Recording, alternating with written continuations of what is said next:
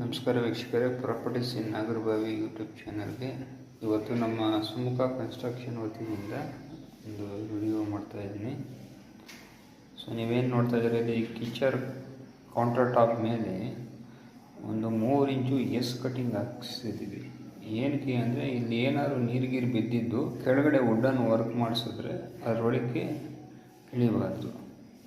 So ನೀವು ನೋಡ್ತಾ ಇರ್ಬೋದು, ಇಲ್ಲಿ 3 ಇಂಚು ಎಸ್ ಕಟಿಂಗ್ ಹಾಕಿರೋದ್ರಿಂದ ಇಲ್ಲಿ ನಾವೆಲ್ಲ ಎಪಾಕ್ಸಿ ಫಿಲ್ಲಿಂಗ್ ಮಾಡ್ತೀವಿ. ಎಪಾಕ್ಸಿ ಫಿಲ್ಲಿಂಗ್ ಮಾಡೋದ್ರಿಂದ ನಿಮಗೆ ಯಾವುದೇ ರೀತಿ ವಾಟ್ರ್ ಎಲ್ಲ ವಾಲ್ಗೆ ಡೈರೆಕ್ಟಾಗಿ ಅಬ್ಸರ್ವೇಷನ್ ಆಗಲ್ಲ.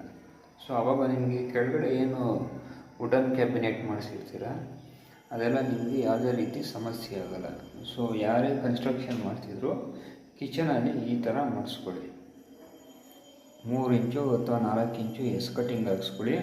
ಕೆಳಗಡೆ ಒಂದು 2 mm ಸ್ಪೇಸರ್ ಕೊಟ್ಟಿರಬೇಕು. ಆ ಸ್ಪೇಸರ್ ಒಳಗಡೆ ಎಲ್ಲ ನೀವು ಎಪಾಕ್ಸಿ ಗ್ರೂಟಿಂಗ್ ಮಾಡಬೇಕು. ಆವಾಗ ನಿಮಗೆ ವುಡ್ ವರ್ಕ್ ಯಾವುದೇ ರೀತಿ ಡ್ಯಾಮೇಜ್ ಆಗೋದಿಲ್ಲ. ನೋಡಿ, ಎಸ್ ಕಟಿಂಗ್ ಕೊಟ್ಟಿದ್ದೀವಿ. ಈ ಥರ ಕ್ಲೀನಾಗಿ ಎಸ್ ಕಟಿಂಗ್ ಕೊಟ್ಟು ಒಂದು 2 mm ಸ್ಪೇಸರ್ ಕೊಡಬೇಕು. ಆವಾಗ ನಿಮಗೆ ವುಡ್ ವರ್ಕು ಡ್ಯಾಮೇಜ್ ಆಗೋಲ್ಲ. ಸೊ ಇದು ನಮ್ಮ ಸುಮುಖ ಕನ್ಸ್ಟ್ರಕ್ಷನ್ ವತಿಯಿಂದ ನಾವು ಪ್ರಾಜೆಕ್ಟ್ ಮಾಡ್ತಾ ಇರೋದು ಕಡಲಗಿರಿ.